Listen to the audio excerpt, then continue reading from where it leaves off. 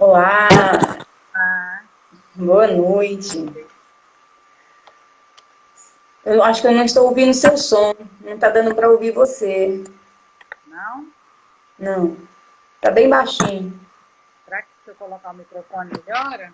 Ah, eu acho que sim. Tenta, às vezes fica melhor, né? Enquanto isso, você vai ajustando aí. O pessoal vai entrando, vai chegando mais pessoas, né? Melhorou, Então Keila? hoje, pessoal, nós estamos recebendo aqui a professora doutora. Oi? Deixa eu ver. Melhorou? Melhorou agora? Ah, muito. Ficou bem melhor. Vocês estão ouvindo, pessoal? Coloca aí pra gente se vocês estão escutando. Fala aí, Laura. Olá. Então, eu quero primeiro agradecer, né, Laura, por você ter aceitado o convite. E a professora Laura estará proseando aqui hoje conosco sobre os desafios da ciência aberta. Você vai ter que virar a sua câmera, que ela está Ah, assim, tá. ela está na Tá bom. horizontal. Isso, tem que ficar sempre assim mesmo, não tem como. O Instagram limita muita coisa ainda. É porque eu tô tentando ajustar aqui por causa do fone, que ele tava sem fone, agora com o fone ele fica com. Não, mas pode ir ajustando, que é bom que vai dando tempo o pessoal entrando, não tem problema. Tá. Deixa eu só ver se eu consigo pegar um outro Tá, recurso ali, que eu acho que vai ser melhor. Só um minutinho, tá tá? ok, pode ficar à vontade, pode ir lá, tranquilo. Gente, obrigado vocês que já estão aqui conosco, tá? Muito bom tê-los aqui. Vocês podem ir deixando os seus comentários, né, a respeito do tema, suas dúvidas, né, as suas opiniões a respeito também da ciência aberta. Aqui é uma prosa interativa, não é só para estarmos ouvindo, mas... Oi?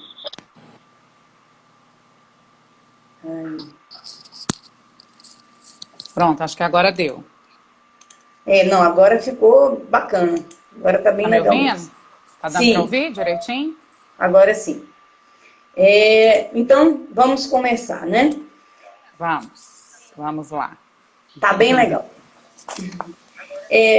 Deixa eu só desligar aqui, que eu tô com um duplo som. Aí. Então, professora Laura, muito obrigada por aceitar o desafio de falar sobre o desafio da ciência aberta. Muito bom tê-la aqui conosco para prosear, né? A professora doutora Laura Vilela Rodrigues Rezende fez estágio pós-doutoral pela Universidade de Harvard e a Universidade de Barcelona. É doutora em Ciência da Informação pela Universidade de Brasília, mestre em Ciência da Informação pela Universidade de Brasília, especialista em Inteligência Organizacional e Competitiva pela Universidade de Brasília, especialista em Rede de Computadores pela Universidade Católica de Goiás, graduada em Ciência da Computação pela Universidade Católica de Goiás, é professora associada da Universidade Federal de Goiás, na Faculdade de Informação e Comunicação, e também representante da região centro-oeste da Rede Cariniana de Preservação Digital pelo IBICT. Experiência nas áreas de tecnologia da informação e comunicação, realizando estudos sobre os seguintes temas: ciência aberta, preservação digital, curadoria digital, redes sociais de comunicação e mídias digitais, acervos culturais e digitais, inclusão social e digital, mediação da informação, biblioteca escolar, gestão da informação e do conhecimento, inteligência competitiva, recursos educacionais abertos, o REA, e repositórios digitais. Quase é uma live para ler tudo que essa mulher faz. É muita Ai, coisa, ela não Keila. dorme, gente, ela não dorme. Ai, Keila. Essa parte eu concordo. Essa parte aí eu concordo, viu? Não dorme. Então, professora Laura, você terá entre 20 a 30 minutos para discorrer sobre o tema, né? Eu vou Tá, desativar os comentários para ficar melhor, para não ficar no seu rosto. E depois, quando terminar, né, o seu discurso, a sua prosa a respeito disso, eu volto com os comentários para os nossos participantes, né, estar interagindo conosco, além das perguntas que já foram nos enviadas, tá? Muito tá bom. obrigada e seja bem-vinda. Deixa eu só ver esse Obrigada, comentário Keila. aqui. Vou desativar aqui. Tá bom. Obrigada, Keila. Eu Ok. tô achando o máximo esses comentários que estão passando aqui em cima da minha cabeça. Gente, bom, vamos lá. Primeiramente, eu queria agradecer a oportunidade. Eu estou um pouco enferrujada em relação à sala de aula, falar assim para muita gente, porque eu passei um ano e alguns meses fora, e aí muito na minha pesquisa do pós-doutorado, né? Então, assim, acaba que a gente fica um pouco só, né? O processo da pesquisa, ele é muito solitário em alguns momentos, né? E aí, vocês me desculpem aí, tá, gente? Se eu vou falando, às vezes, num ritmo que eu não estou muito acostumada, porque já faz desde 2018 que eu não entro em sala de aula. Queria entrar agora, né? Mas, infelizmente, não estamos em condições. Mas vamos lá. Bom, para falar de ciência aberta, que é um tema que eu gosto muito, né, que já tem um tempo que eu tenho pesquisado e buscado informações sobre isso. Em Barcelona mesmo a gente estava pesquisando sobre isso com o professor Ernest Abadal, da Universidade de Barcelona. E aí eu fiz algumas anotações aqui, porque eu não queria deixar algumas coisas interessantes de fora, tá? Então, vamos lá. Eu queria mais ou menos assim pontuar por onde, né, que eu vou falar, por onde que eu vou passar para a gente falar dos desafios da ciência aberta. Então, eu vou conceituar algumas posições e falar de algumas definições de ciência aberta, tá? E assim, bem rapidamente. Vou falar um pouco das negociações envolvidas no processo de abertura da ciência, tá, entre os atores, né? E aí eu finalizo falando um pouquinho do impacto social da ciência aberta. É interessante porque, assim, nós estamos num momento que eu quis trazer os desafios e não somente conceituar ou falar o que é, ficar só, assim, nas questões das definições e de forma mais ampliada, porque eu acho que é um conceito que já está precisando, nesse momento, de que se discuta os desafios da prática da ciência aberta, né? Muito tem se falado da teoria, e aí quando a gente para analisar a prática, a gente percebe que os projetos que têm praticado a ciência aberta têm se deparado, as pessoas, os atores têm se deparado com alguns desafios, tá? Que é o que nós vamos conversar um pouquinho aqui. Bom, conceituando ciência aberta, e aí é claro que a gente precisa de começar com esse posicionamento, né, do que seria e quais são as discussões sobre qual a ideia principal, né, quando a gente fala de abertura da ciência, abertura do fazer científico, seria o quê? É você dizer que o conhecimento nos diferentes domínios, nas diferentes áreas do conhecimento, né, nas diferentes áreas científicas, ele deve ser compartilhado abertamente, né, o quanto antes dentro do ciclo de pesquisa. E aí eu fiz um desenho, como professora que sou, né, eu tenho uma parede de quadro aqui na minha casa, eu falei, pra quê? E aí eu quis desenhar esse ciclo de vida da pesquisa aqui, mas eu acho que ficou muito pequenininho e não vai dar para ver. Mas isso aqui, gente, não vai influenciar muito o que eu vou falar para vocês, não, tá? É só para deixar claro, assim, para quem não é da área ou para quem ainda está começando a pesquisar sobre o assunto, a ciência aberta, a ideia é que ela perpasse por todas as etapas do ciclo de vida da pesquisa, tá? E o ciclo de vida começa desde o planejamento, passando pela implementação, aqui, a implementação, a publicação dos resultados da pesquisa, e com essa publicação obtém-se o processo de descoberta e o impacto dessa pesquisa, né, para os outros, para a comunidade acadêmica, para o público em geral. Com isso, onde essas publicações estão, é possível que se tenha preservação, tá? Que é um assunto também que a gente tem discutido muito e que caminha lado a lado com a ciência aberta, para que a gente possa ter o reuso desses resultados de pesquisa, tá? Então, a ciência aberta, quando se fala em ciência aberta, em abertura do fazer científico, a ideia é que essa abertura ela aconteça em todas as etapas. E o termo colaboração é um termo também que é muito utilizado, junto com o termo de abertura, tá? Então, colaboração no sentido de que você produz pesquisa em colaboração com outros pesquisadores, com outros atores envolvidos da comunidade de maneira geral, determinados problemas específicos de pesquisa, eles surgem da comunidade, né? E aí o pesquisador trabalha junto com aquela comunidade, com os atores daquela comunidade local, para tentar solucionar esse problema numa sistemática no contexto científico, tá? Então, a ideia é que esse conceito de ciência aberta, ele propõe essa expansão, tá? Dessa abertura, do acesso e da participação, né, da colaboração do máximo de atores envolvidos no processo da pesquisa, nesse ciclo, tá? Antes de ciência aberta, nós temos um termo que foi o que iniciou toda essa discussão de abertura, que é o acesso aberto. Então, só que o acesso aberto, quando a gente fala de acesso aberto, desde quando esse termo começou a ser discutido e difundido, a ideia era a abertura dos resultados, abertura dos artigos, né, da produção científica, abertura Tá cortando. esses resultados de pesquisa, tá? Então, algo... Oi? Tá cortando um pouquinho, Tá cortando? a internet tá congelando, tem hora. Mas pode seguir. Pode? Só que tá dando umas quedas. Será que é a minha rede? Não sei, tá congelando assim você. Qualquer coisa você me fala, tá? Tá bom. Então, gente, a ideia dessa abertura, que surge com o conceito de acesso aberto, é ampliar o que antes era discutido somente para os resultados, para que todo o processo de pesquisa tenha aberturas em algum instante, né, em algum determinados momentos, tá? E qual o impacto disso? Quando eu falo dessa abertura, né, de ampliar essa abertura, o que isso significa? Significa um aumento nos atores envolvidos, que no caso seria assim também os cidadãos, né, claro, que eles podem, nessa perspectiva, eles podem se apropriar participando dessa produção de conhecimento, tá? Desde o planejamento da pesquisa até o desenho, a implementação e a disseminação dessa pesquisa.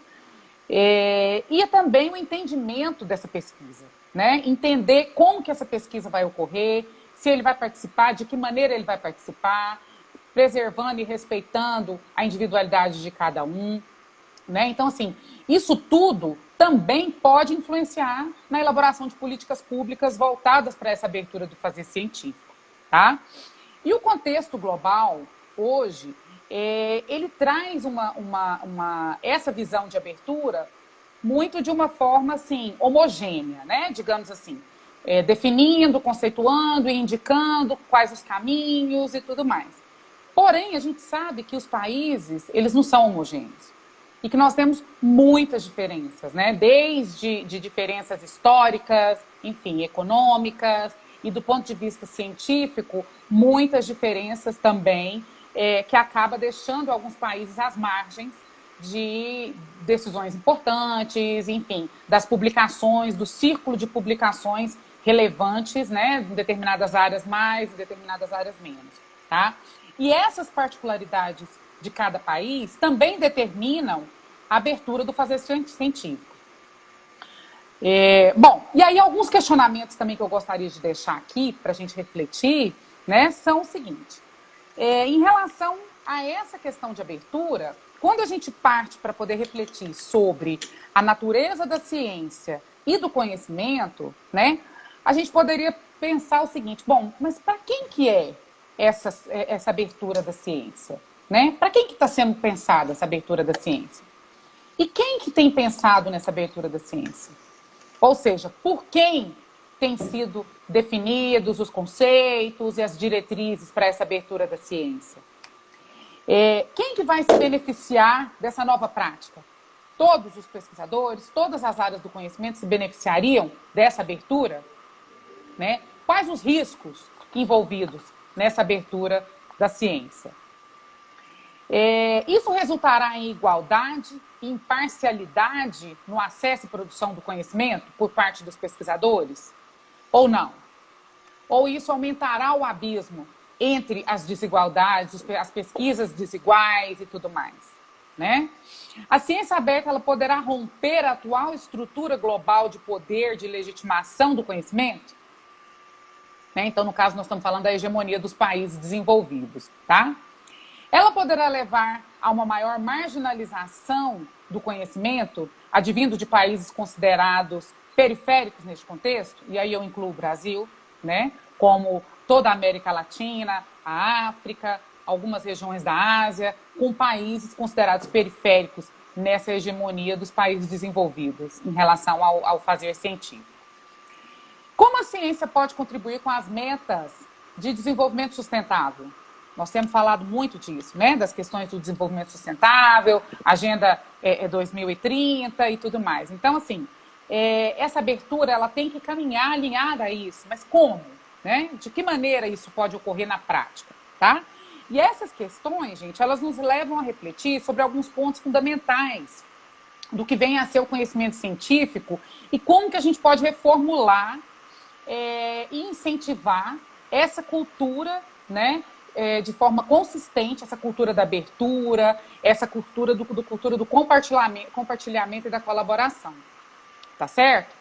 E aí, gente, a ideia é que a ciência aberta possa, né, as publicações recentes, elas têm alinhado alguns posicionamentos, dizendo que a ciência aberta, ela deve trazer um desenho, né, priorizar um desenho em que os indivíduos e as comunidades, de maneira geral, elas tenham acesso a mecanismos que as tornem autônomas, né, que as dê um pouco de autonomia, né, na medida certa, na dosagem certa, é claro, que permita com que essas pessoas possam decidir, né, como vai ser feito o uso do conhecimento.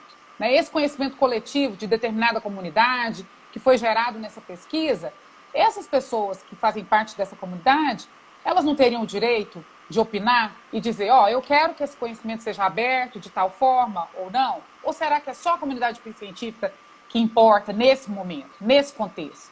Quem vai decidir como é que seria essa abertura? A ideia é que a comunidade também opine em relação a isso. Isso é abertura. Isso é ciência acontecendo de forma cidadã, tá?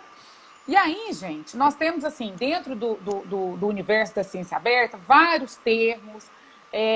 Na internet tem vários órgãos que têm discutido e que têm produzido material muito legal sobre a ciência aberta. Nós temos uma taxonomia muito interessante da Foster, né, uma entidade europeia. E aí ela traz a ciência aberta, dentro da ciência aberta, desse conceito guarda-chuva, né, não só o acesso aberto, mas também recursos educacionais abertos, dados abertos, enfim, avaliação por pares aberta. Né? Então, tudo isso, a ideia é que faça parte desse contexto grande, que é o contexto da ciência aberta. Tá certo? E aí, gente, trazendo também para uma discussão global, eu recebi essa semana um documento que foi publicado pela Coldata, que é uma organização também de pesquisadores dessa área, né?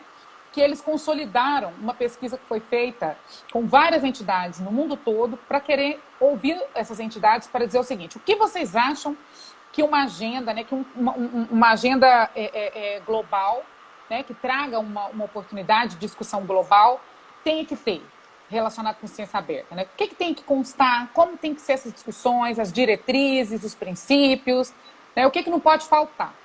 E a Coldata, esses documentos, inclusive, depois eu já deixei as referências com a Keila para ela poder passar para quem tiver interesse. Você quer que publique agora? Você quer que publique agora? Eu acho que não precisa, não. Eu acho que a gente pode seguir por causa do tempo, né? E aí você pode publicar depois, você que sabe. Mas se você achar que pode pôr agora, tá? Esse consolidado, gente, ele é um consolidado que vai fazer parte de um documento da Unesco para 2021 sobre ciência aberta, tá? E aí esse documento, a ideia é que ele possa contemplar, né, vários objetivos da ciência aberta, vários quais seriam as diretrizes e os princípios. Tá? Eu vou chamar de princípio, eu acho que é um termo interessante para a gente poder falar do que esse documento, a ideia que esse documento traga. Né? Primeiro que é de uma entidade mundial, né, que tem os seus países membros. E aí a ideia é o seguinte, que dentro desse documento, depois de consolidada essa pesquisa, né, essa opinião ao redor do mundo do que deve ter, o que foi priorizado é o seguinte, que deve se manter e promover boas práticas e reprodutibilidade, maximizando o acesso a dados de escrito conforme os padrões consolidados que existem, né? O FAIR, por exemplo, né? Princípios de dados abertos, códigos e métodos sustentando as conclusões científicas, tá?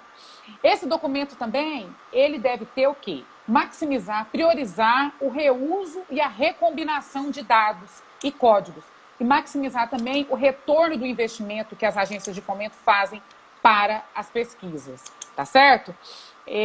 Também a ideia é que esse documento, ele maximize, ele traga princípios para maximizar os benefícios da ciência para a sociedade. Né? O seu engajamento, a sociedade engajada na ciência, engajada nos projetos científicos. Né? Então, de que maneira isso? Né? Qual seria a melhor forma de pautar essas parcerias? Né? A governança responsável dentro dos projetos de pesquisa, que possibilitaria permitir, né, a exigência de uma proteção adequada aos dados, tá? E às suas fontes e aos seus derivados também. Tudo isso, gente, foi para dizer o seguinte, que a ciência aberta, na verdade, ela não significa uma abertura indiscriminada dos dados que são produzidos durante a pesquisa. Essa abertura, ela é uma abertura que tem que ser pensada, ela é uma abertura que tem que ser programada, planejada, com todos os atores envolvidos, e que esses atores, eles tenham um grau de importância muito próximo, muito parecido, para que eu não tenha uma pesquisa em que o cientista é aquele ser que determina tudo, né? E aquela comunidade que ele vai realizar a pesquisa tem que aceitar tudo da forma como ele coloca. Não é isso. Né? Então, a ideia é que se pense de forma colaborativa e que esse planejamento de pesquisa ocorra de forma colaborativa também. Um outro documento interessante que foi produzido no Canadá, e aí esse também tá, a referência está com a Keila, e eu tive a oportunidade de fazer os dois, tá? Tá bom. Esse documento do Canadá, ele é de uma rede, tá, de pesquisa sobre ciência aberta, e é um documento que contextualiza a abertura, né? E aí ele situa a ciência aberta em termos práticos. É um documento muito interessante. Eu tive a oportunidade de fazer a resenha dele em português, ela vai ser publicada em breve, ela vai sair pela Universidade de Barcelona, mas ela vai sair em português e em espanhol, tá? E é um documento muito interessante porque ele traz essa prática do fazer científico com a questão da colaboração e do valor que deve ser dado à comunidade. Né? E aí esse documento, ele traz 12 projetos científicos e esses projetos, eles ocorreram em países que não são considerados potências hegemônicas em termos científicos, tá? Tem projetos brasileiros, 2, da América Latina tem outros também, tem projeto do Caribe, projeto da Colômbia, projeto da Argentina, na África e também na Ásia. E essas experiências, elas são experiências que são relatadas, pautadas nesses 4 pontos que eu coloquei no início, tá? Quando a gente estava conversando, que seria o quê? As definições, a questão da governança, a questão da negociação da ciência e a questão também do impacto de uma abertura do fazer científico. E aí, só para exemplificar isso que eu estou falando aqui, né, em termos assim, desses projetos, tem alguns casos interessantes. Por exemplo, um projeto da Costa Rica e da Colômbia, né, que trata de florestas, ele chama de florestas modelo. Né? Então, esse projeto, o que ele faz? Ele cria plataformas digitais, né, que são alimentadas pela comunidade. Tá? Uma participação voluntária das pessoas e tudo, para que possa se pensar o desenvolvimento sustentável, né, dessas regiões, que são regiões muito grandes desses países. Né? E aí a ideia desse projeto também, no contexto da ciência aberta, era refletir quais as motivações, né, o que leva essas pessoas a quererem fazer parte de um projeto desse. Né? Qual a motivação, o que impulsiona essas pessoas em termos do envolvimento, não só da pesquisa, porque muitas vezes são comunidades, são profissionais que trabalham nas florestas, que cuidam dos animais e que têm interesse em contribuir com as pesquisas relacionadas com esse universo. E aí, esse projeto especificamente, ele buscou entender quais eram essas motivações, né, que são, assim, diversas motivações que levam as pessoas a estarem como voluntárias num projeto desse. Uma outra iniciativa que fala da colaboração é o Herbário Virtual do Brasil, que ele é alimentado também de forma colaborativa, e aí é interessante porque eles estavam analisando, né, a importância da construção de uma infraestrutura colaborativa com essa participação da comunidade. É bem interessante também. O outro projeto, que é um projeto nas ilhas, em pequenas ilhas do Caribe, né, que são ilhas que são afetadas frequentemente por terremotos. E esse projeto é um projeto que buscou fazer uma gestão dos riscos, né, analisar o impacto, os riscos desses desastres. E isso tudo foi construído com a participação da comunidade, com a participação de líderes comunitários que estavam diretamente atingidos, né, que são diretamente atingidos por estes desastres ambientais. Tá? Então, tudo são projetos que contam com a participação da comunidade. Uma outra questão interessante dessa publicação, e aí eu acho que, eu não sei como é que está meu tempo aí, Keila, eu estou precisando acabar. Mas já, pode falar, já deu os 30 minutos, mas pode falar. Tá, não, só para fechar, porque são 12 projetos, eu não vou falar dos 12 aqui, né? Eu selecionei só alguns para exemplificar essas nuances, esses impactos da ciência aberta, que às vezes a gente não para poder pensar quando a gente quer falar. Não, tem que ter ciência aberta, mas e aí, né? Vamos devagar, porque a gente tem outros atores envolvidos.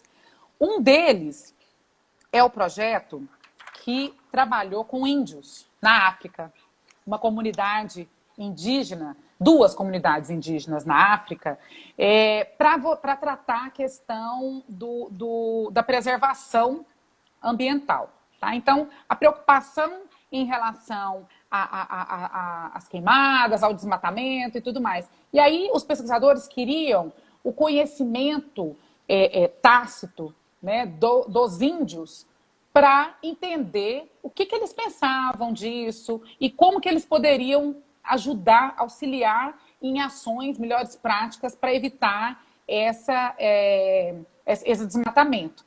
E aí foi interessante que esse projeto ele precisou, para discutir essas relações e para definir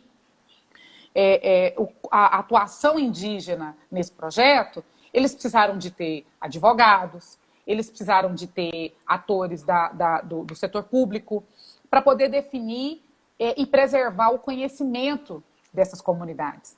Porque quando os resultados dessas pesquisas começarem a sair, eles não vão poder ser divulgados só porque aquele pesquisador entende que ele quer fazer ciência aberta.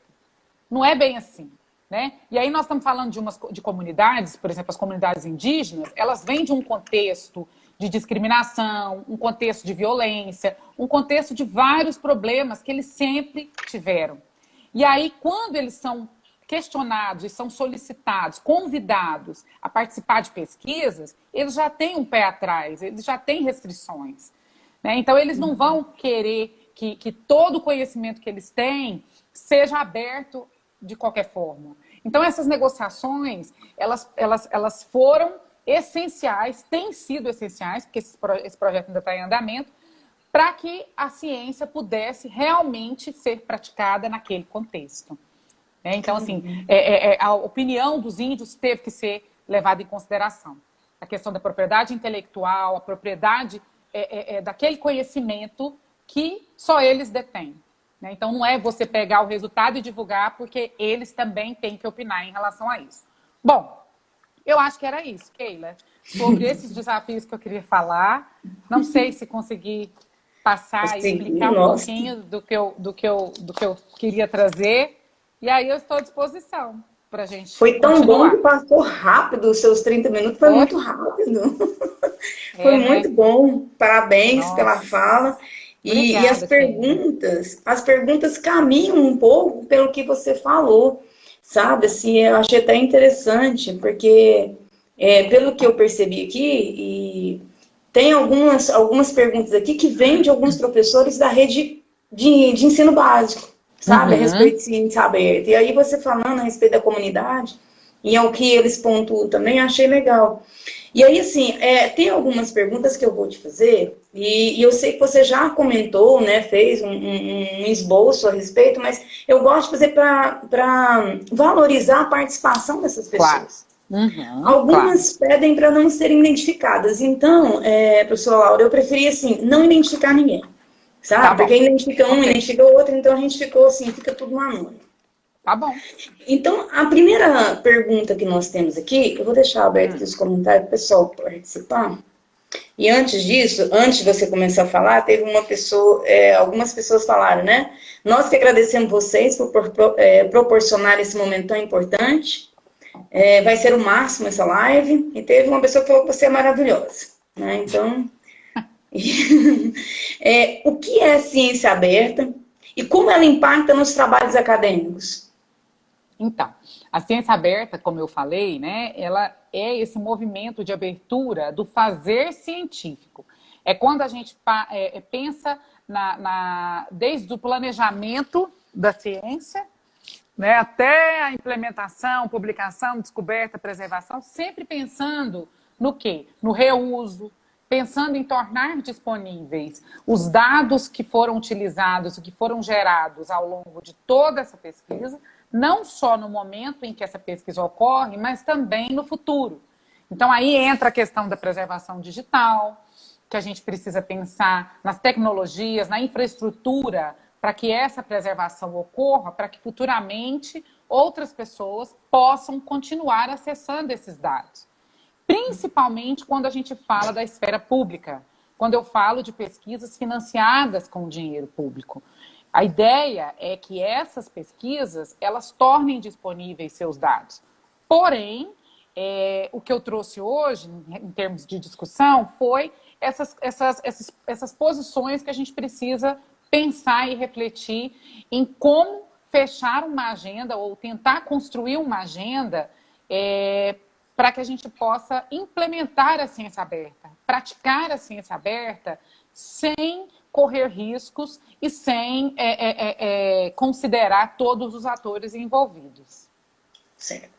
Eu acho que é isso, né? Então, poderia-se dizer que a ciência aberta seria uma nova forma de pensar? Isso é uma pergunta, só que eu já emendei. Não, eu não acho que é uma nova forma de pensar, não. É uma nova maneira de você considerar alguns pontos de abertura do fazer científico que antes a gente não considerava. Então, nós estamos falando dessa prática. Eu vou fazer uma pesquisa que eu quero entender o contexto de um determinado bairro na região metropolitana de Goiânia. O contexto voltado para a questão dos resíduos sólidos, enfim. Então, quando eu vou pensar nessa pesquisa, eu vou planejar essa pesquisa, quais os dados vão ser coletados, né? Enfim, quais as formas como eu vou utilizar, como eu vou coletar esses dados, eu vou utilizar um questionário, eu vou utilizar uma entrevista. E aí, quando eu vou pensar nisso tudo, em todos esses pontos, quando a gente fala no contexto da ciência aberta, é você pensar que tudo isso, né, deveria contar com a participação da comunidade. Eu quero ouvir essa comunidade para saber qual é a melhor forma, como ela quer transmitir esse conhecimento, esse saber, né, deles para a gente. E aí eu vou pensar nessa abertura. Como é que eu vou divulgar esses dados? Eu vou pagar para publicar esse trabalho numa revista renomada? Ou eu vou publicar num periódico de acesso aberto? E os dados? E essas entrevistas? Essa coleta que foi feita? O que eu vou fazer com esses dados? Antes de se pensar em ciência aberta e acesso aberto, esses dados, eles sumiam, se perdiam com o tempo nos computadores dos pesquisadores. Então, a ideia é que a gente tenha plataformas confiáveis e que já obedeçam os padrões de preservação e tudo mais, para que a gente possa disponibilizar esses dados para outros pesquisadores que vão fazer outras pesquisas. E muitas vezes eles aproveitam dados de outros pesquisadores que já foram gerados para que a gente economize também, até financeiramente. Economize tempo, economize recursos, com algum dataset, ou seja, algum banco de dados de algum pesquisador que já foi feito que eu vou utilizar para minha pesquisa, mas com um outro viés, uma pesquisa com um outro questionamento, né? Então, eu acho que é por aí. Antes de fazer a que foi enviada antes, eu vou colocar da Geisa, que pergunta o seguinte para você. Laura, como acha que fica a questão da legitimidade científica, já que a sociedade também faz parte do contexto de avaliação? Não, a ideia é o seguinte, quando a gente fala da sociedade fazendo parte do contexto, não é do contexto de avaliação, é do contexto de concepção e execução da pesquisa. Tá? Por quê? Porque essa comunidade específica que vai ser afetada, ou que vai receber aquele pesquisador, ela precisa ser ouvida. Não é em relação à avaliação por pares, por exemplo. Porque a avaliação por pares no contexto da ciência aberta, ela é um outro tópico, né? Que eu acho que também poderia dar até outra live. Sim, né? Com certeza, já está convidada. Que tem vários questionamentos, várias discussões sobre isso, sobre os pareceres, né, a abertura dos pareceres, a importância desses pareceres estarem abertos, que isso também é um conhecimento científico que está sendo criado, que está sendo produzido. Então, a abertura, Geisa, não é a participação da sociedade no processo de avaliação, é no processo de construção e desenvolvimento da pesquisa, tá? O que você acha? Você acha que a ciência aberta e as mídias sociais combinam? Acho que combinam. Da mesma forma que nós, ao pensar numa divulgação, ao pensar numa interação, as ciências sociais e as ciências humanas, cada vez mais elas têm feito uso das redes sociais, em primeiro lugar, como fonte de coleta de dados.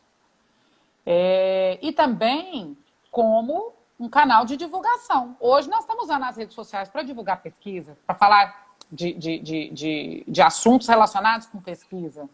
Então, eu acho que combina, sim, né? Não só para divulgação, mas também para servir como fonte de coleta de dados. Que foi o que a professora Lara falou ontem, foi justamente a respeito disso, da divulgação científica, dos movimentos que a FIC tem feito depois de não sei quantos anos, que agora começaram a desenvolver um canal no YouTube para fazer as divulgações científicas da própria unidade.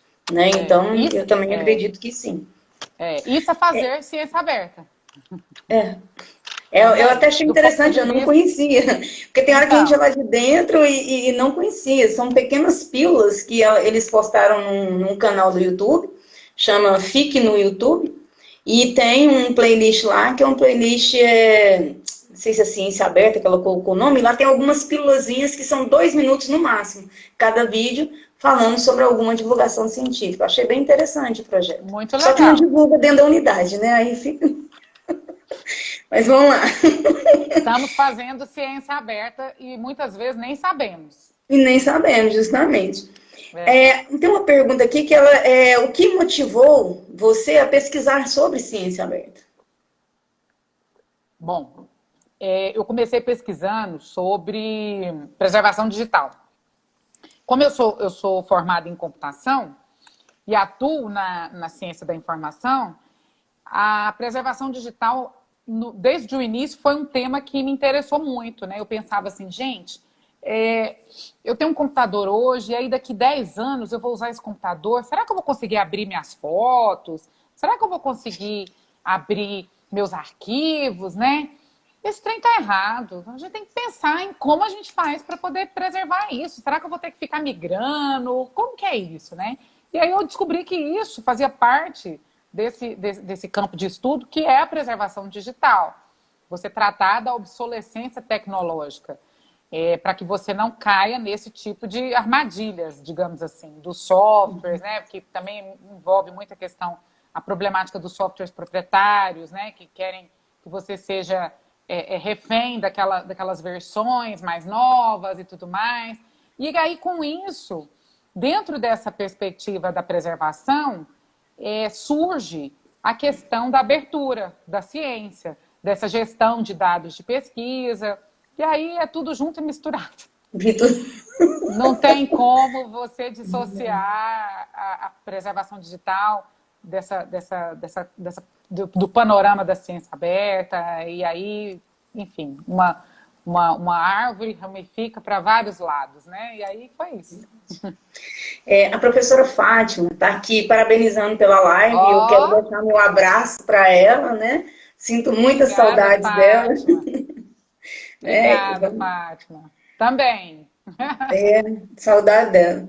Quais limites você encontrou como pesquisadora para a realização dos seus estudos? Quais sobre o quê, ciência aberta? Keila? Quais os limites você encontrou como pesquisadora para a realização dos seus estudos? Ah, tá. Bom, limites. Eu não sei se eu poderia falar limites. Pois é. Eu acho que talvez a gente pudesse pensar em uma dificuldade de implementar essa temática no Brasil. Eu faço parte de alguns grupos de estudo e de pesquisa, de implementação de ações, enfim, nessas temáticas de preservação, de ciência aberta e tudo mais. E aí a gente vê que tem muita coisa acontecendo lá fora, né? Então foi isso também que me impulsionou a sair para poder estudar, para poder entender o contexto europeu e depois entender o contexto americano dessas temáticas, para tentar trazer para cá toda essa implementação prática da ciência aberta. Então a ideia era essa, né? Mas eu talvez possa ser considerado um limite, mas sempre quando eu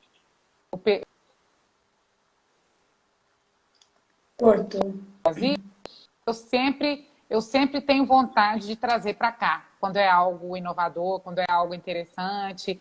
Eu sempre penso em como a gente poderia trazer isso para cá, né? Por exemplo, o resultado da pesquisa que eu fiz sobre ciência aberta lá em Barcelona foi um artigo, uma das pesquisas, né? Foi um artigo de ciência aberta, que vai sair agora na revista Encontros Bibli, sobre os marcos regulatórios de abertura no Brasil que tem relação com a ciência aberta. Então, eu fiz um estudo desses marcos regulatórios, leis, políticas e tudo mais, e para tentar entender qual a participação, né? Como que essas políticas influenciam na abertura do fazer científico aqui no Brasil. E aí a gente percebe que a América Latina, de maneira geral, mais especificamente a América do Sul, tem uma forte influência do governo nas ações, nas definições das políticas de pesquisa, muito mais do que a Europa e Estados Unidos, por exemplo. E aí as leis, as diretrizes governamentais de abertura que existem no Brasil, elas hoje, basicamente, elas surgem na esfera governamental e não na esfera científica. Então, apesar de que nós temos também, né, a maioria das instituições científicas brasileiras, elas são públicas, né, então as coisas caminham meio junto, né. Então, eu acho que limite seria isso mesmo, mas às vezes uma dificuldade de implementar essas questões, esses tópicos aqui no Brasil, na prática. É correto dizer que a comunicação científica nunca mais será a mesma depois da pandemia? A comunicação científica? Eu não sei. Difícil dizer isso, né? A minha bola de cristal hoje ela não está funcionando muito bem. Não, mas é muito complexa essa pergunta. Mas eu acho que o mundo nunca mais vai ser o mesmo, né? Partindo desse pressuposto, eu acho que a gente pode afirmar, sim, que a comunicação científica, a pesquisa, nunca mais vai ser a mesma, né? A gente vai caminhar de uma outra forma, eu acho mesmo. E talvez com outras preocupações, talvez em outros universos, em outros ambientes, e considerando outras prioridades também. Então, eu acho que a professora Graça está dizendo aí que as políticas de pós-graduação são da década de 1967. Que Nossa, também Graça. É antigo, né? Imagina. Pois é. Pode-se dizer, então, que a ciência aberta é um compromisso de todos e para todos? O que acha? Pode ser. Acho que sim. Acho bom você colocar a mão no queixo. É, é um compromisso de todos para todos. Esse slogan é um slogan assim meio, né? Mas sim, sim. Acho que É isso sim. mesmo. É. E ela está dizendo assim, que além de ser antigo, ainda influenciar as políticas de pesquisa, né? Essa questão das políticas, cadê? As políticas de pós-graduação são da década de 60, né? Final da década de 60, e influenciar as políticas de pesquisa, né? Acredito que ela está falando isso por conta dos limites, né? Que você falou, às vezes de algumas barreiras que se encontram ainda, né? Isso, claro, com certeza, com certeza, com certeza. E nós temos muitas discussões que precisam, né, entrar na pauta dessas políticas enfim, para a gente elaborar essas políticas e alinhar tudo com essa abertura, né? Já que vamos abrir, tá, mas então como que é isso, né? Nós temos que pensar no atual, né, no hoje. Agora pensa, uma política dessa da década de 60, né, de Tanta coisa pós-graduação é mudou, algo né? muito diferente, né? Muito diferente mesmo. Eu vou te fazer essa última pergunta, mas eu acho que ainda dá tempo de você responder, com certeza. Qual o papel da ciência aberta frente à pandemia do novo Não. coronavírus, o Covid-19? Hã? É porque a Graça tá postando umas coisas aqui que eu não tô entendendo o que ela tá escrevendo. Ela tá escrevendo Ela está separadinho. escrevendo assim, ó, vamos lá. As políticas de pós-graduação são da década de 1967, né? E iniciaram as políticas de pesquisa, né? Não era influenciar, iniciar. Não, influenciaram, né? E depois iniciaram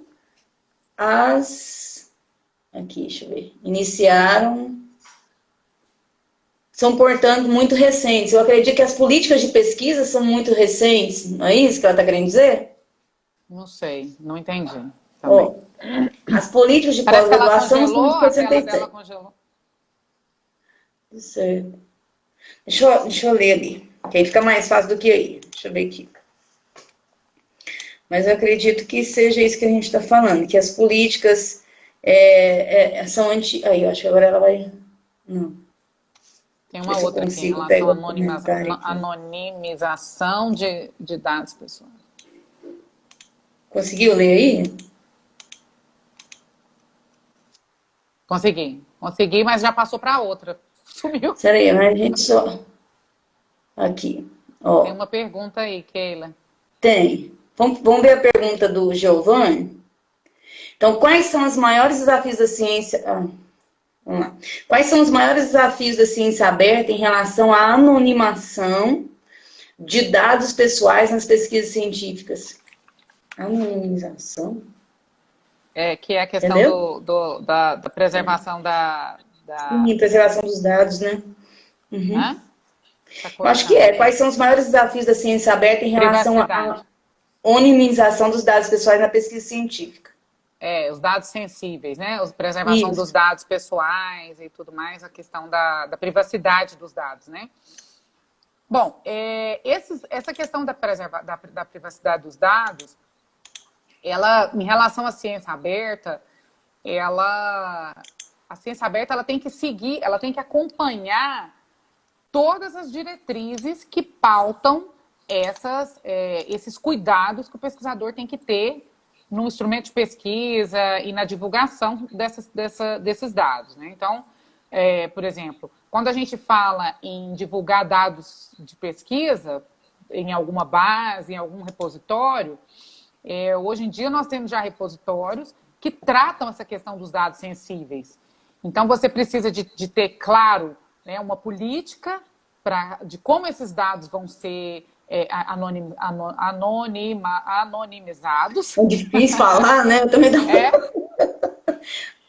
Para que você possa divulgá-los, né? Então, por exemplo, o repositório, o Dataverse da Universidade de Harvard, que é o repositório que eu tenho acompanhado junto com a equipe de desenvolvimento dele, né, que a gente tem trabalhado junto, ele para você como melhores práticas, o que eles sugerem é que o seu repositório, quando você cria, você tem que ter muito clara a política, não só do depósito, mas também a questão desses dados. E eles têm ferramentas que verificam se existem dados que podem, dados sensíveis, que a gente chama, né? São dados que podem, de alguma forma, caracterizar quem são aqueles sujeitos que participaram da pesquisa. E se existem esses dados, a equipe que faz a gestão do repositório solicita que eles sejam retirados. Entendi. Então, esses dados, eles são divulgados, porém, as facetas que podem comprometer, que podem divulgar quem são essas pessoas, idade, nome nem se fala, né? Mas assim, cidade, estado, idade e tudo mais, esses dados precisam ser ocultos. Eles não podem estar disponíveis. Então, assim, tem várias questões que o próprio Comitê de Ética, então, desde o planejamento da pesquisa até a sua implementação, tudo isso precisa ser pensado. E o pesquisador tem que seguir todas essas diretrizes.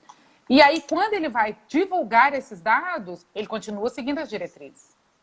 Então, a abertura, ela não pode comprometer em nada essas questões da privacidade dos sujeitos que participam das pesquisas, né? E hoje as ferramentas tecnológicas já possibilitam tudo isso, tá? Qual o papel da ciência aberta frente à pandemia do novo coronavírus, o Covid-19, e qual a sua opinião? Pois é, eu acho que quando a gente fala de ciência aberta, em termos de não só da divulgação dos resultados da pesquisa, a gente muitas vezes... Primeiro tem um problema aí nessa história toda que está acontecendo, né? A gente tem visto assim, muitas pesquisas sendo divulgadas e às vezes, pela rapidez com que essas pesquisas têm sido divulgadas, enfim, a forma como essas pesquisas têm sido divulgadas, muitas vezes o entendimento da população não é o entendimento do que realmente ocorreu, né? De como realmente essa pesquisa aconteceu. Então, talvez alguns ruídos aí nessa divulgação e tudo mais. E a situação também, ela é uma situação que nós estamos vivendo que gera uma certa ansiedade em relação a isso, né? Então, eu acho que eu não queria especificamente falar da pandemia, do impacto, né? Eu acho que o impacto do que nós estamos vivendo... é o impacto da pandemia? Mas o movimento Ciência Aberta, ele é antes disso. Ele ocorre antes disso. Então, eu acho que talvez agora a gente esteja num momento de aceleração dessas discussões, de aceleração dessas decisões e dessas diretrizes de uma forma global e tudo mais. Mas eu acho que nós estamos vivendo uma problemática aí em termos de divulgação de pesquisas relacionadas com a área da saúde, especificamente, que é muito perigoso, né?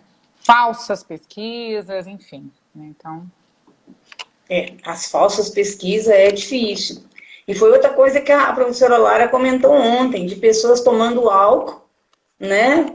Para ver se limpava por dentro com medo de pegar o coronavírus. Teve pessoas que fizeram isso. Tomaram álcool por conta de notícias falsas, de publicações falsas. Né? E isso é muito complicado.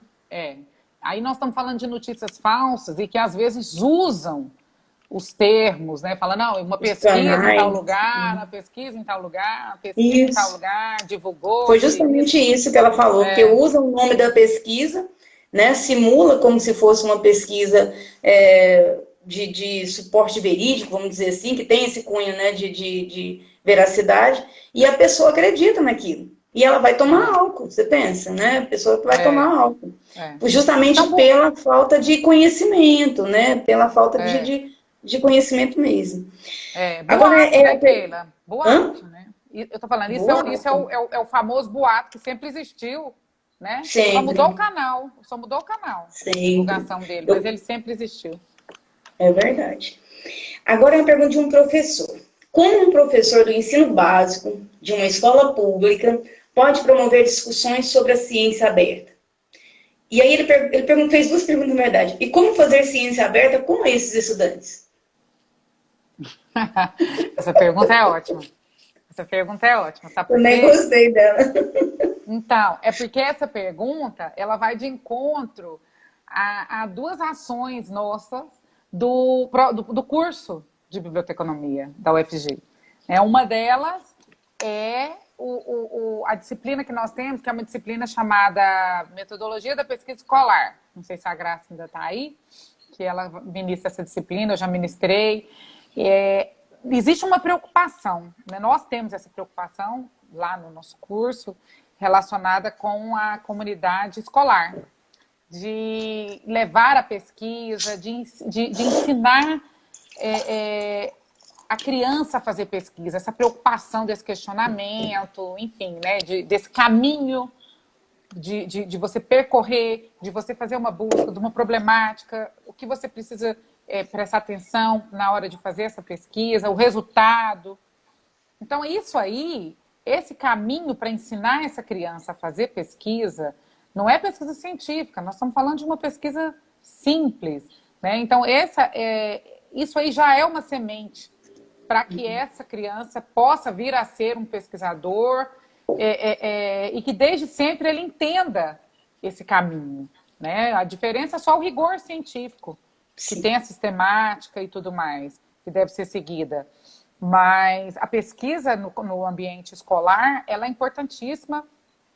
Inclusive, agora nós temos um projeto de pesquisa, eu e Marisângela, em parceria, nós estamos com um projeto de estudos, né? Nós queremos pensar em metodologias de estudo e do fazer científico, não só na universidade, mas também nas escolas, com parceria, talvez com o CEPAI, eu não sei ainda, porque é um projeto recente, mas a ideia realmente é a gente falar de alfabetização científica na escola, né? Que esse é um termo que tem sido utilizado para você ensinar essa pesquisa, ensinar a criança a ter esse despertar para o questionamento. É bem interessante isso. Mas aí esse projeto de vocês visa a formação do professor ou vocês fariam a formação já diretamente com os estudantes? A atuação desse projeto? Acaba que não deixa de ser os dois. Por quê? Porque quando a gente fala no nosso universo da graduação em biblioteconomia, a ideia é que o bibliotecário da escola ele possa desenvolver esse tipo de ação com as crianças, de pesquisar, enfim, né, dentro do ambiente da biblioteca. Então, esses futuros bibliotecários que estão com a gente, essa é a ideia, né? Mostrar para eles os caminhos para que eles possam implementar isso na biblioteca da escola. Bacana. E além disso, a ideia é a gente desenvolver materiais, desenvolver ferramentas para auxiliar nesse processo. Não só para o ambiente escolar, mas também para o acadêmico, para a universidade. Né? Ferramentas que podem auxiliar o desenvolver dessa pesquisa, de um trabalho de conclusão de curso, de um estágio, um mestrado e um doutorado, enfim. Esse projeto, a ideia é contemplar esses dois universos, a academia e a escola. Bacana. Você conhece alguma plataforma que disponibiliza conteúdos com projetos de ciência aberta para crianças e jovens? Não conheço. Específica para criança, não. Você sabia que eu achei uma? Eu pesquisei por causa dessa pergunta aqui. Porque me interessou, porque eu acho que essa coisa de trabalhar, principalmente com as escolas públicas, é muito interessante. Porque o Erinaldo tinha me chamado também para desenvolver um projeto similar a esse, mas voltado para a questão da normalização, sabe? Nas escolas públicas, a gente formar os estudantes com relação às normas e tal, e depois esses estudantes irem para as escolas formar os estudantes do ensino básico, do médio e o fundamental. Sei. Então, essas coisas, eu acho interessante isso, sabe? Aí eu fui procurar. E tem um que chama justamente isso, eu estava até com ele aberto aqui, eu vou colocar ele chama Plataforma de Ciência Aberta. E tem vários projetos, tem um, inclusive que chama Programa Educativo, que tem projetos voltados à escola. Legal. O Giovanni está compartilhando aqui com a gente que a Fiocruz está disponibilizando atualmente um curso sobre... Hã? O Giovanni, ele... Hã? Não, pode falar, pode falar. O Giovanni, ele está falando assim que a Fiocruz está disponibilizando atualmente um curso sobre ciência aberta e muito bom, por sinal. Sim, né? muito bom. E isso é bom muito depois bom compartilhar. Mesmo, muito bom. Conheço o pessoal de lá, turminha muito boa. A gente está junto com eles no Go Fair Brasil e alguns projetos da Cariniana. Eles tiveram uma turma, acho que 4 ou 5 pesquisadores de lá, tiveram em Barcelona, no EDICIC do ano passado. E eles têm um curso muito legal e eles têm muitas publicações, né, relacionadas. Agora está tendo o Go Fair, junto em parceria com o Go Fair também, está tendo um simpósio de pesquisa de ciência aberta, dados de pesquisa na área da saúde. Muito legal também. Eles têm muita coisa bacana mesmo. Tem. E essa plataforma de ciência aberta aqui, que tem esses projetos educativos, Laura, são projetos simples. Às vezes com Portugal, tampinha. né, Keila? Ela é de Portugal, sabe? né? Ela não é daqui, não. Isso aqui eu sei que não é, sabe? Mas eu acredito que seja assim. E ela pega até curso de corte e costura, sabe? Para trabalhar a questão da ciência aberta com os meninos. Então, eu achei ele bem, bem interessante. Legal. Muito bom. Aqui Depois tem eu quero uma anotar. pessoa... Depois eu vou te passar. Aqui tem uma pessoa comentando assim: nós, do CEPAI, estamos de braços abertos para receber a Laura. Você e seus alunos. Roda Viva Literária, quem está por trás dela? Fala o seu nome. Eu quero voltar, hein? Tô voltando, hein? Então, é a Kelly? Será que é a Kelly? Não sei, eu pedi para ela se identificar, porque o nome do perfil é Roda Viva Literária, e eu não sei quem é. Aí deixa ela se identificar aqui pra gente. Vamos saber. Aqui... Será que as meninas da biblioteca, será? Então, vamos deixar, ela vai se identificar aqui. Né? Eliane. Né? Muito bom. Nos aguarde, Eliane.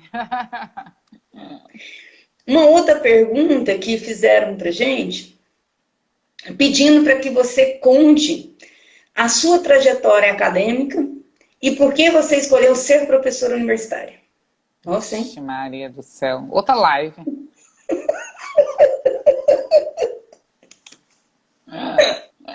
Ai, Laura. Bom, minha trajetória acadêmica? Isso, e por que você escolheu ser professora universitária? Vixe, Maria.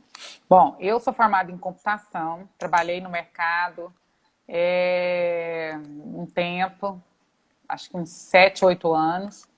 E aí eu estava em Brasília, trabalhando em Brasília, na área de TI.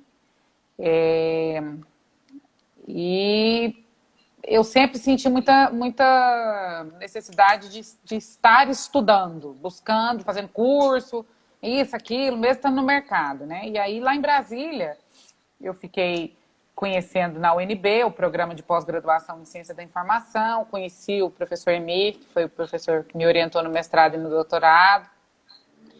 E com isso, eu fui me interessando pela área da informação. E aí eu via a possibilidade de juntar as duas áreas assim, muito, muito claramente. Porque só na tecnologia parece que eu ficava sempre buscando alguma coisa, uma relação um pouco mais humana, enfim. E aí deu certo. E aí eu fui fazer mestrado, doutorado, lá na UNB. E nesse mestrado e doutorado eu trabalhei com inclusão digital, trabalhei com os catadores de materiais recicláveis aqui de Goiânia, a gestão da informação, né, e tudo mais. E aí, nesse meio acadêmico, estando fazendo mestrado e doutorado, eu acabei por me despertando essa vontade de dar aula. E eu gosto muito de falar, sou muito falante, falo alto, inclusive. Minha irmã é a mesma coisa, minha mãe é professora. Então, o negócio eu acho que foi muito assim, né? Além da genética, eu estava no lugar certo, na hora certa, e aí deu certo de voltar para Goiânia e entrar na UFG. Foi assim. Legal. As coisas foram acontecendo. Tem um comentário aqui, gente, a professora Laura, além de ser belíssima, tem um currículo maravilhoso e inteligentíssimo. Olha, antes de fazer vergonha. Pois é. Obrigada pelos elogios. Pois é. Antes de fazer a última pergunta para você, tem uma que uma pessoa tinha enviado, só que eu deixei para ela por último. Foi na primeira parte da live. Ela escreveu assim: eu acredito que seja uma pessoa bem simples pela escrita dela. Keila, pergunta para ela: a ciência aberta é uma matéria que fala sobre tudo, sobre o corpo humano e sobre o trabalho comunitário também? Achei interessante. Pois é, eu quis deixar por último, pela simplicidade da fala dela. Fala sobre o corpo humano e o que mais que ela falou? E sobre o trabalho comunitário também. Sim, claro, com certeza, com certeza. Quando a gente fala, o corpo humano vai estar onde? O corpo humano vai estar nas pesquisas da área das ciências da saúde, biológicas, né? E o fazer comunitário, esse é o termo que ela usou? Isso, sobre trabalho comunitário. Trabalho comunitário. E o trabalho comunitário é presente nas áreas das ciências humanas, das ciências sociais. Então, esse trabalho comunitário, ele é fruto de muitas pesquisas e, assim, muitas pesquisas utilizam, né, o trabalho comunitário de vários grupos como fonte de pesquisa, para entender. Eu mesmo trabalhei com os catadores de materiais recicláveis no meu doutorado, porque eu queria entender o arranjo, a organização das cooperativas que estavam começando aqui em Goiânia. Então, isso é um trabalho comunitário, né, que serviu para, né, a minha pesquisa, que foi excelente, inclusive, assim, trabalhar e conhecer essa realidade, passar a olhar com outros olhos, enfim, né? Legal. Agora, para fechar com chave de ouro, quem é Laura Vilela Rezende Rodrigues? Ué. Besteira é essa, né? Ixi, Maria do céu. Falar da gente é difícil, né? Uai. Não sei, não. Alguém podia falar. Quem é essa mulher? Ai, Jesus. Não sei. É uma professora que tenta trazer mãe, esposa. O que mais? Que tenta trazer o que aprende para... A Eliane rindo de você. Tô vendo. Que tenta levar o que aprende para os alunos, para a nossa comunidade. Vai, mas volta. Eu vou, mas eu volto. E é legal. Muito legal. Laura, tem um perfil chamado Vivo Verde, está parabenizando pela live. A professora Laidiane parabenizando você, que a UFG está muito bem representada no exterior, né? E o Gil Lima falando, professora Laura será minha orientadora futuramente, já está profetizando já aqui, ó. Ele é aluno da Bíblia, né? E já está profetizando que você será. Ele está estudando ciência aberta, já está fazendo, né, alguns cursos na área. É o que está fazendo o curso da Fiocruz?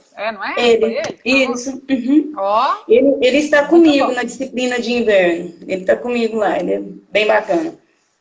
Legal. Então, professora Laura, muito obrigada. Foi muito bom. Obrigada a você, Keila. Foi esclarecedora, porque veio com uma linguagem fácil, né, para que as pessoas possam entender a ciência de uma forma mais didática, né, com uma linguagem que possa ser de acesso a todos, ou pelo menos a maioria, né? Então, eu quero aqui deixar os meus agradecimentos também às pessoas que participaram, que ficaram conosco aqui até agora, tá? E só a gratidão mesmo por sua presença aqui e compartilhar o seu conhecimento conosco, um conhecimento internacional, né? Eu que agradeço a oportunidade. Agradeço as pessoas por estarem aqui até agora, né? Nós já estamos 9h15 já. E que bom que deu tudo certo e estou à disposição. Obrigada, Então é isso, viu? gente. Ó, Desculpa um qualquer beijo. coisa, se eu não falei, às vezes faltou alguma coisa e tal, mas na Não, foi próxima a gente... ótimo. Foi A muito gente capricha esclarecedor, mais. não foi mesmo, foi bem esclarecedora, justamente, principalmente com um público que eu, assim, lógico, assim, a gente se importa com muita gente, mas esses projetos voltados para as escolas públicas, eu tenho muito interesse nisso, porque eu acredito que a universidade, ela tem esse papel de estar contribuindo com a escola pública, né, que serão Claro, sim. os estudantes que futuramente virão, né, para a UFG também. Então, eles já vêm com uma bagagem, né, com um conhecimento que a própria universidade proporcionou para eles enquanto estavam no ensino básico ainda, né? A Sim, linguagem com do certeza. povão, tá vendo? Ela falou que você tem a língua do povão. Boa, gostei. Gostou, né? Não, um beijo, muito obrigada. Gente, obrigada a Beijo, vocês gente. também. Um Obrigada, abraço. viu? Obrigada por tudo. Tchau. Tchau, tchau. Tchau.